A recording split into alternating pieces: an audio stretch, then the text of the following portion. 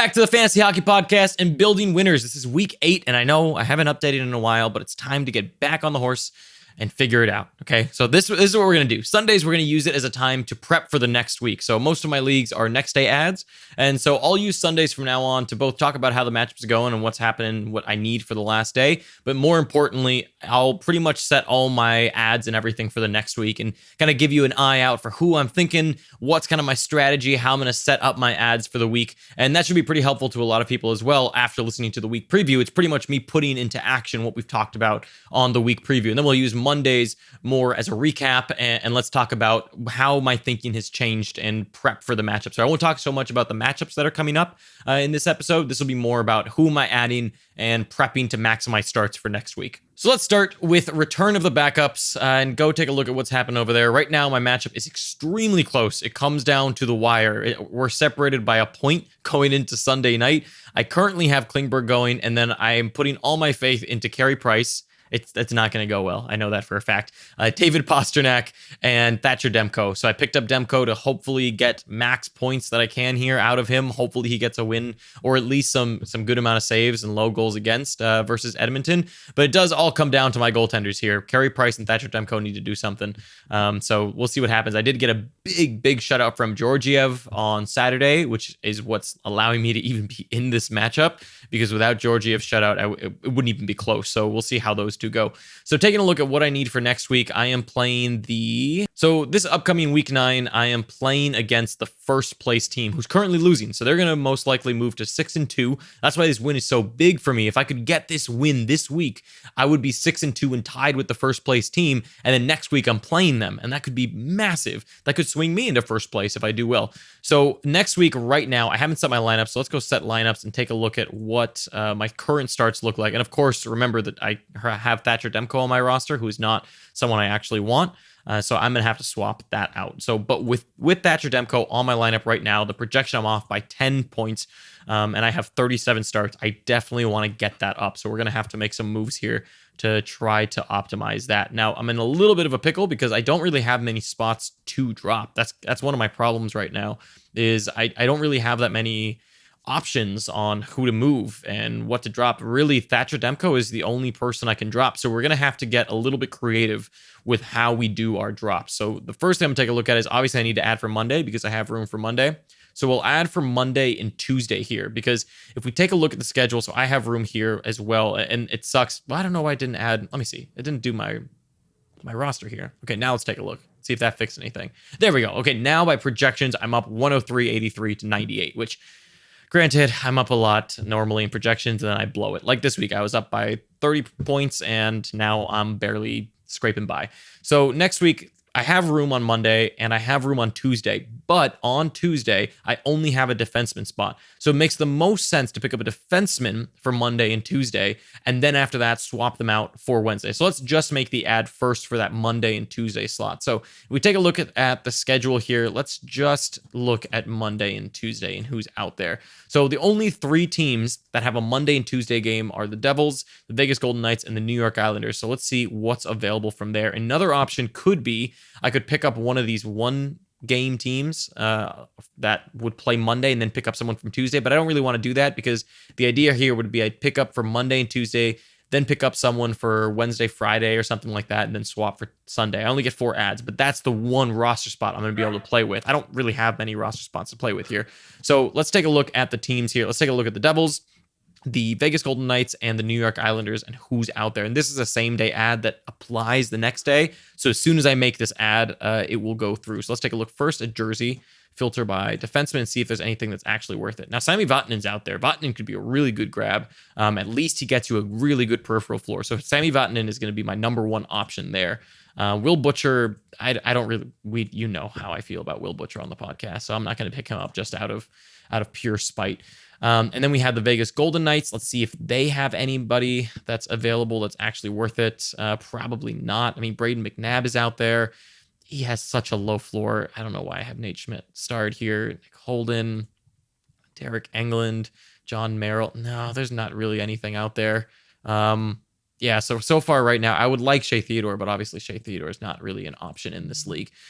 So let's take a look now at the last team, which is the New York Islanders. And again, there it's kind of the same situation as the Vegas Golden Knights, in which there's really not much on defense that's worth it. It's really just Ryan Pulock and then the rest of the world.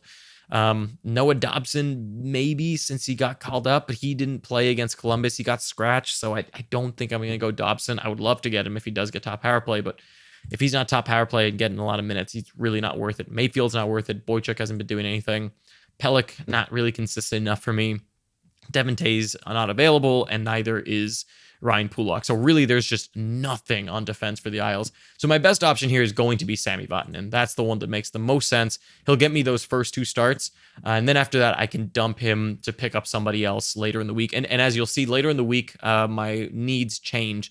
I don't have defenseman spots, I think, on Thursday, and so it makes more sense to pick up a winger for Wednesday and Thursday and make that swap. So here we're going to add Sami Vatanen for Thatcher Demko. Let's do that. And let's take a look at how that affects the rest of the week here from just a projection standpoint.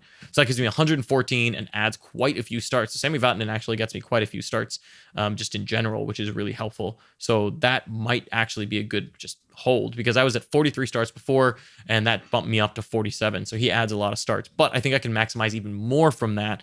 And instead of getting only, because normally you'd get here, I can add 2 here Monday, Wednesday, or Monday, Tuesday. Then I can do Wednesday, Thursday, and then do Friday, Sunday, since Saturday is a really heavy day. And that way I actually add effectively pretty much 5 to 6 ads, depending on how it actually works out.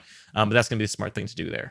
Oh, look at that. And on camera, yes, John Klingberg got a goal. And so now it's my projection is 112 to 110. The thing here is, I don't know if I should play Carey Price. Because John Klingberg got that goal, I have a little bit of a cushion, and I don't know if I should play Carey Price now. It's just so risky, and I have David Pastrnak on the other side. They have James Neal, Nick Suzuki, and David Krejci. David Krejci could, in theory, cancel out Pasta, so that's kind of scary. Man, I mean, benching Carey Price is the smart thing to do here. I'm going to have to sit on this and think about it. It is 4:30 in the afternoon at the moment. I mean, if John Klingberg can get anything else, then that would be huge for me. But he still has Matt Dumba going, so this is going to be a last second decision on whether or not I play Price. I don't want to play Price, but I may have to play Price. So this week in Hockrus, I am playing Chris's crazy team, who is the last place team, and I'm up 5-3. But it's a lot better than it looks because they're not going to hit goalie minimums. So because they're not going to hit goalie minimums, you can add 2 points on my side, so I'm actually up right now, effectively 7-1. So the only thing that he's beating me in is assists. I'm down by 1. We're tied in blocks and we're tied in power play points. I should, in theory, win blocks. Like he just took blocks right now with a Pavelski block while recording this, but I have Klefbom going. Klefbom averages at least 2-3 blocks a game, and so I should overtake him as long as nothing crazy happens. Pavelski and JT Miller are his only starts today. JT Miller gets like 1 block, so there's a chance that we could potentially tie in blocks, but I think it's more likely that I win it because of Klefbom. Klefbom most likely today versus Vancouver should get 2 to 3 blocks. And if he does that, then I should be in a good spot. So next week, I play the Denominators, who is in 5th place. I have a lot of starts already, so I don't need to do too much optimizing. He did a really good ad in picking up Brendan Lemieux, which brought up his starts. But I don't know if he's actually set lines yet. He might not have yet, because here he can put in Hoffman for Brendan Lemieux. So he hasn't set lines yet, but I know that Lemieux one is going to give him quite a few starts. So this is going to be closer, I think, than it currently looks. One thing I did this week, just to kind of prep, was Filip Chytil was on the top line with Artemi Panarin. So I picked up Filip Chytil as just a quick maneuver there to try to get something, but he's not playing on the top line anymore. Last game, he only got 15 minutes, only got a hit. So I'm not very high on Filip Chytil. The problem right now is that I have Jacob Markstrom, my IR plus, so I need to drop somebody to bring up Markstrom. Now, he has really good goaltenders, and I'm not sure if it's worth it to maximize even more. Ooh. I'm not sure if it's worth it to maximize even more, given that his goaltenders are just normally so solid in Mrazek and Rinne. But honestly, they've been bad as of late. Rinne did just get a shutout, but they haven't been great as late, especially Mrazek. So I have a chance, a really good chance in goaltending, especially given how good Martin Jones has been playing, and he's getting a lot of wins. He's now on a 4-game win streak. So Martin Jones is killing it, and he already has 12 wins, which is insane. So, and then I have Philip Grubauer, who also has been playing really well, 2-game win streak for him, although he did have a bad game against Chicago. And then Jacob Markstrom had a really good game versus Edmonton, and he himself is on a 3-game win streak, even though a lot of people were kind of freaking out about him. So it kind of makes sense to bring back Markstrom. But the thing is there that I would lose a lot of starts from Filip Chytil if I were to drop him, for example. I think what makes the most sense here is to bring back Markstrom, drop Chytil, and then also drop Reeves, because the denominators don't really hit that much. And Reeves also isn't hitting too much. So I think Reeves makes the most sense. And another thing here that's really important to take a look at is what exactly I'd be doing from a start standpoint. So one thing too is that Filip Chytil gets me a game on Monday. So I don't want to drop Chytil right now, because if I were to drop Chytil right now, I would lose tomorrow's start and I'd have to drop Reeves, but I also can get a Reeves start tomorrow. So the smart thing is that right now I leave Markstrom my RR plus for tomorrow, and then I get a Chytil game and I get a Reeves game. Then I can drop both of those guys tomorrow and get some starts Tuesday, Wednesday, Thursday, and make my ads there. That's what makes the most sense. And then on Tuesday, I would get a Markstrom start, most likely against Ottawa. So that makes a lot of sense of keeping him there. And then I would not get, I actually get a Ryan Reeves game again after that. So yeah, I would drop Chytil there. I would get a game from Markstrom against Ottawa. I really want that matchup. And then I would have Chytil dropped, and I would get another game out of Ryan Reeves. So leave Ryan Reeves in there, pretty much get all the hits I need, most likely, if he hits a lot. And then I can drop him for someone else for the rest of the week. So that's what we'll do in this league. So not too much prepping to do right now, but that just gives you an idea of how I'll maximize. Now, as far as players that I'm eyeing, I'm obviously going to eye players on the Rangers. I like Jeff Carter quite a bit this week. Tyler Bertuzzi is interesting, because if we take a look at the rest of the week, so Monday and Tuesday, I know I'm not going to make any ads, but if we look at Wednesday, Thursday, Friday, Saturday, and Sunday, who has the best schedules? The Oilers actually have a really good schedule, and there's some options there. The Kings have a really good schedule, so someone like Jeff Carter stands out to me there, or Dustin Brown if he's still available. The Rangers, of course, have a big schedule, or good schedule, rather. But there's a few things that you can do to maximize, right? Like you could pick up a King and then pick up a Ranger, and you're getting 4 starts as opposed to 3. And you can do that quite a few places. Or you could even do, pick up 1 King, then pick up a Ranger. You get 1, 2, 3, and then you pick up someone for Saturday, and then you pick up someone for Sunday. And that way you've actually added 5 starts as opposed to only 4. So that may be what I do, just because if you pick up someone from the Kings, from the Rangers, or the Oilers, there's a good chance that they put up goose eggs. And so I think it's better to chase matchups and who has the easier matchups each on a given kind of pickup slate. So for example, if I wanted to pick up someone from Chicago, they play the Devils and then Arizona. That may be a good matchup for me. The Sharks I want to avoid because they play Tampa and Florida. So, and that's another reason why I want Markstrom start against Ottawa so bad, is San Jose doesn't have that great of a schedule in Washington, Carolina, Tampa Bay, and Florida. So I don't like that match. I don't like those matchups at all for him, even though I think they could still get some wins. Whereas Vancouver has a really easy schedule in Ottawa and Buffalo, and I think they can win both of those games. So given that, and they're at home at both of those, and there's a lot of rest in between, which is really good for Jacob Markstrom. So he should do well there. And if we take a look at Colorado has a pretty hard schedule in Toronto, Montreal, and Boston. And so I'll take any easy matchups I can get in this situation. And the only ones that I have at home are the San Jose game against Washington, and then the 2 Vancouver games of Markstrom, and then all the other games, all the Grubauer games, all the rest of the Jones games are away. So I could have a little bit of trouble in goaltending. So it's good to get an easy matchup in Ottawa out of the way early, and then have Buffalo kind of to lean on, and also have a home game for San Jose against Washington. So pay attention tomorrow and on Tuesday, kind of how the matchup's going. And I'll also give some pickup suggestions, I guess, on people that I'm eyeing for the rest of the week. But that's what I would suggest to you to do this week, is take advantage of extra starts that you can get, especially from players you've already added, because the schedule isn't as crazy as it seems this next week. There's a lot of room on the heavy slates, right? There's a good chance that you have room. For example, this is my Thursday, right, which is deemed a non-off night because more than half the teams play, but I still have 2 defenseman slots here, so I can pick up a defenseman for Thursday and for Wednesday and maximize starts there. And then on Friday, I have a lot of room, of course. Saturday, I have defenseman slots, so defensemen make a lot of sense for me this week. And then I also have room on Sunday for defensemen. So again, go through your roster and make sure that you have the right kind of positions in mind, right? Not just picking up for the sake of off nights. Okay, and now ECFHL. So I'm up 5-4 right now. They stole goaltending with just a ridiculous performance. 4 wins, 171 saves, and a 945 save percentage. I thought I did well enough with 3 wins, 144 saves, and a 929. I thought about maybe chasing goaltending stats today with like a Demko, but I decided not to. I thought, you know what? It's not. I'm fine with this. Like I don't think he'll get it, and also just I don't know. I just didn't feel like doing it. I'd rather make a move in other areas. So I saved that ad so that I can make some ads here on the show. So what we're going to look at here is what's happened next week. So next week I am playing against the 10th place team. They're not very good. Last time I beat them, and right now I have 57 starts. So if I go through, let's just make sure I set my lineups here. Okay, so yeah, I have 57 starts right now, and there's a few moves that I can make here. So first off, I want to drop at some point this week Ryan Reeves. I don't really need the hits, given that I have, for example, I have Brady Tkachuk, I have Timo Meier. Like I have a lot of hitters, so I don't need to worry about that. Now, David Krejci, I kind of want to hold on to. I think right now, while Bergeron is out, Krejci is a huge grab, and I may actually try to flip him at some point here and see if someone will bite, because I think he could be a great trade target to move.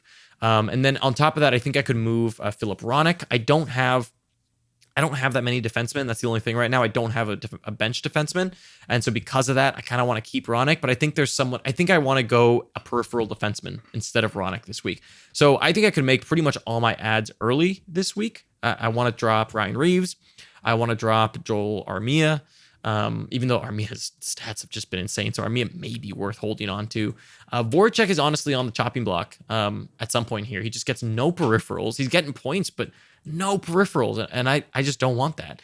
So I think that Voracek is kind of on the block, but not exactly. If Bergeron comes back and Krejci slows down, then I may have to drop Krejci. But let's take a look through the week at what exactly is happening and see where I have room. So I have, on Monday, I don't want to drop Ryan Reeves, so I don't want to drop Ryan Reeves tonight, because I get him for that game on Monday. Now, Joel Armia is a good drop option potentially because I don't get a Joel Armia game. Philip Ronik isn't a good drop option because I get a game out of him on Monday. So what happens on Tuesday here, I need to drop a left wing, right wing. Or I need to bench a left wing, right wing. And honestly, it's probably going to be Joel Armia, even though he gets me the peripherals. I just don't really need him. But again, it might be worth holding on to. I think one thing that makes sense here is if I'm going to get the hits from Joel Armia and I'm going to get the hits from Brady Tkachuk, let's drop Ryan Reeves here. So I think on Monday night for Tuesday, it makes sense to drop Ryan Reeves for a defenseman. And then after that, I can start to move Philip Ronik out.